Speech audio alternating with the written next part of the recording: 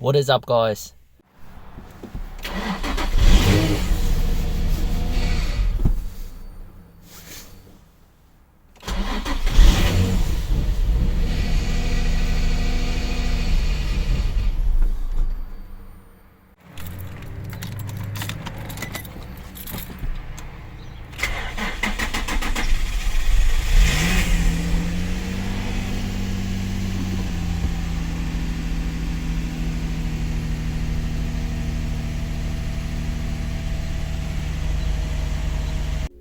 If your car is not starting, if your car takes forever to crank, it's not idling, make sure to finish watching this video. It is an easy, simple fix for your VQ, your 350Z, G35, all that kind of good stuff. So if you watch my previous video or if you've been following me, you guys know I bought a sedan. It's gonna be a fun little drift car. If you guys watched the last video, I kind of managed to have the rear end somewhat looking somewhat in place. So I was like, oh yeah, it's mainly in place. And I was like, I'm gonna do a little bit probably maintenance and stuff on the engine. So I tried to start it up. Takes forever to crank. It wouldn't idle properly. And yeah, just whole dash is like a Christmas tree.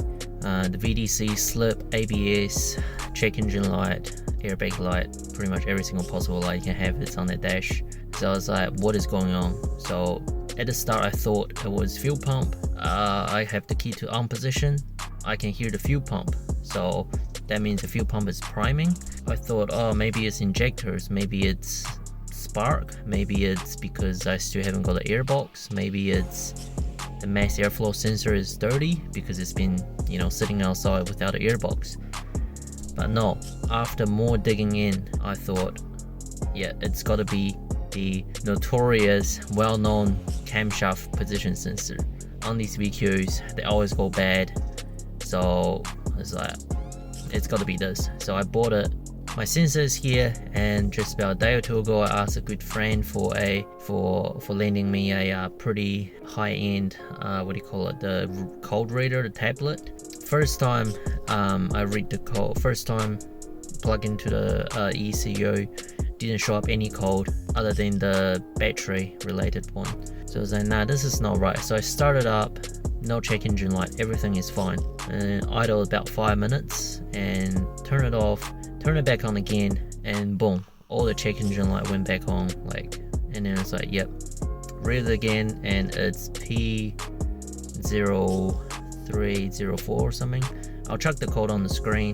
So it shows it's bank 1 camshaft position sensor. Pretty much got a sensor now, plenty of video on the internet, really easy to change out those sensors on the back of the engine. So I'm gonna just skip that part and go ahead do that and show you guys how the car start up and idle now.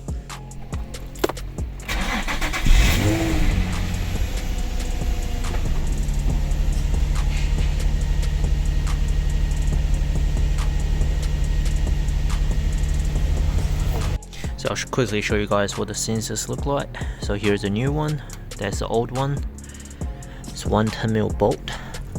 So it's located, you see that green plug? So it's right here, you see this hole? So that's where the sensor goes into. And with the green plug, it's not like your traditional plug. So pretty much what you have to do,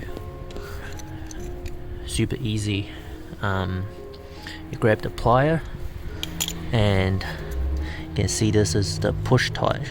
So you push it in, so you can use a plier and then just to squeeze that part, pushes that in while pulling the plug, while pulling the sensor. So that's the easiest way to get it off. So you can see there is an O-ring, so that's what's sealing the sensor, sealing between the sensor and the block. So you want to pretty much grab a tiny bit of oil, lubricate that, and so when you push it in, you don't kind of crush the O-ring or having the O-ring sitting in a weird angle or position. So yeah, that's pretty much it. Now the car is fixed. I've been driving it for a couple of weeks, and it's been driving absolutely fine. Starts up every time, runs good.